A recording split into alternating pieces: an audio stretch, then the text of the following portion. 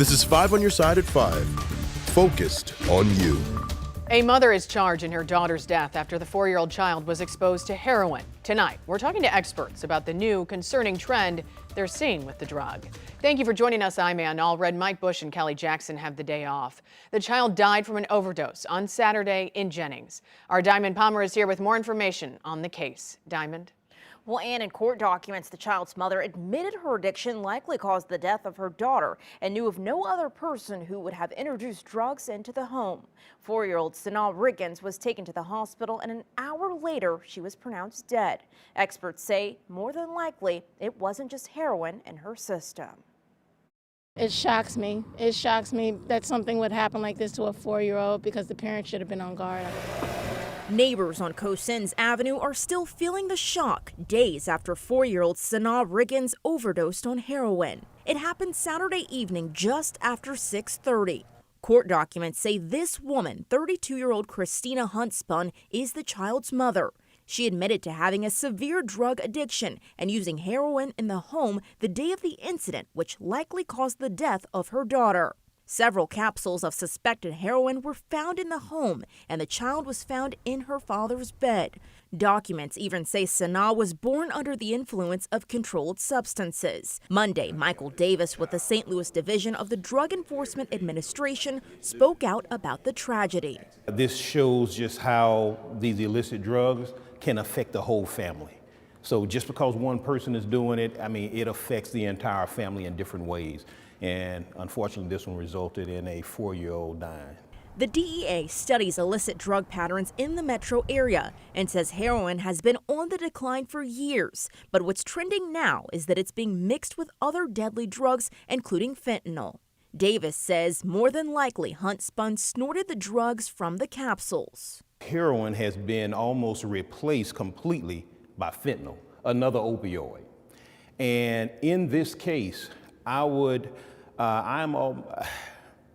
almost certain that heroin alone is not the cause of the death.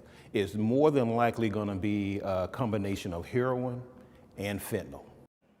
St. Louis County Police say it's still under the investigation if the father was home at the time of the incident. He did have custody of the child, and police did say their investigation revealed he did not display any signs of drug use. Tonight, a Bowen man confesses to killing his ex-wife. Police say he broke into her home and shot her to death. Their daughter seeing the aftermath. 45-year-old Zachary Childs is now charged with multiple counts, including first-degree murder. Right now, he's being held at the St. Louis County Justice Center without bond. 5 on your side's Justina Cornell joins us live from Clayton. Justina? And we've learned the suspect and the victim were in the middle of a divorce, and together they had a daughter. Now, Baldwin police say this all happened early Sunday morning around 1 a.m. Officers responded to a domestic violence report in the 100 block of Spring Lee Court. Now, police said a woman was shot in the head, and a manhunt began to find Zachary Childs. More than 10 hours later, he was arrested and charged. Today, those charging documents say Childs forced his way into the home by throwing a bag of concrete through a glass door, and then he confessed to shooting her. A disturbing detail in this case, their daughter observed the defendant standing over the victim's body. St. Louis County Prosecuting Attorney Wesley Bell said they'll do everything they can to hold this defendant accountable. It's why we're so big on supporting domestic violence victims, but also resources for domestic violence victims and getting awareness out. Now, if you or anyone you know is impacted, the Safe Connections Crisis Helpline has a 24-hour helpline, and that number is 314-531-2003. Reporting live, Justina Cornell, 5 on your side. Now to an update on the teen who was seriously hurt during a fight near Hazelwood East High School earlier this month. Today, 16-year-old Kaylee Gaines' family released a statement, along with the suspect's attorney. Gaines' family says she has a fractured skull and is still unconscious. The teen suspect is in juvenile custody.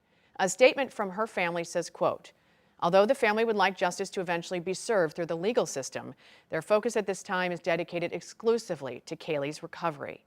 It goes on to say the family wants the community to denounce teen violence and bullying.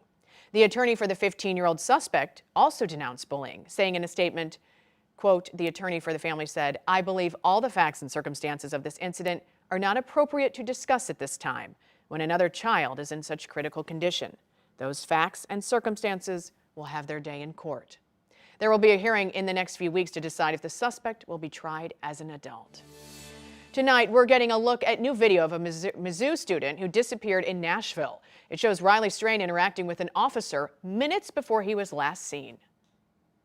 How you doing, sir? I'm good. How are you? Good. The officer was responding to a burglary call when he saw Strain on Gay Street. Strain was last seen over a week ago in that same area. This weekend, 2 people said they found his bank card by the river. Crews have searched the river, but have found nothing, and police say they do not suspect foul play. Illinois voters head to the polls tomorrow for the 2024 primary election.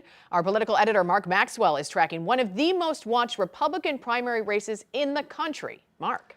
And Republican challenger Darren Bailey takes on incumbent Congressman Mike Bost tomorrow. And the 5-term Marine veteran is on an all-out sprint down the stretch. We caught up with Mike Bost at his 3rd stop of the day out of 4 along the campaign trail. He's running like he could lose, he said, but he's confident he'll win.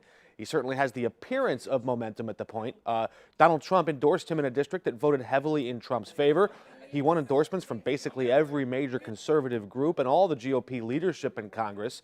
Darren Bailey, on the other hand, is banking on his name ID from his fights with Illinois Governor J.B. Pritzker during the pandemic, hoping that can carry him across the finish line. When Bailey recently started criticizing Bost's experience in Congress, Bost started comparing their records. What has Darren Bailey ever gotten done in office? He did pass a bill that increased the penalty for going around the arm on a school bus.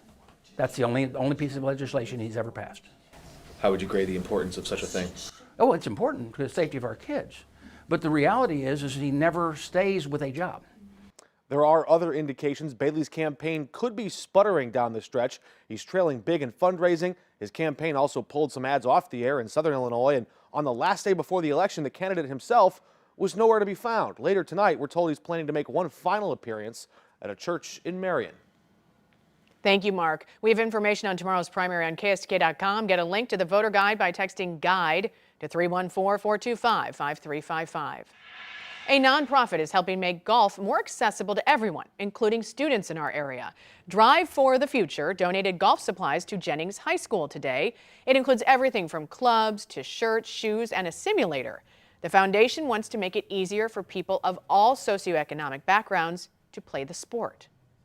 The game's super important to me, and not only about scores, but the things it teaches, the people you meet on the golf course. It can have an effect on people's lives. So I'm overwhelmed with joy today.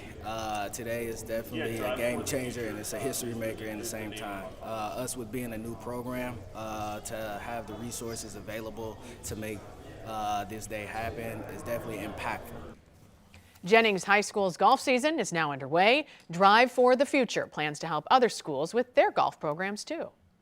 A lawsuit involving Missouri goes to the U.S. Supreme Court. What the Attorney General has to say about certain social media restrictions. Prices remain high at the grocery store. Viewers want to know, is the president responsible? Tonight, our Verify team explains what really led to the higher costs. And higher temperatures went bye-bye over the weekend. This morning in the 20s, another hard freeze for most of us tonight, but it doesn't last. We're back with your weekend forecast in a bit.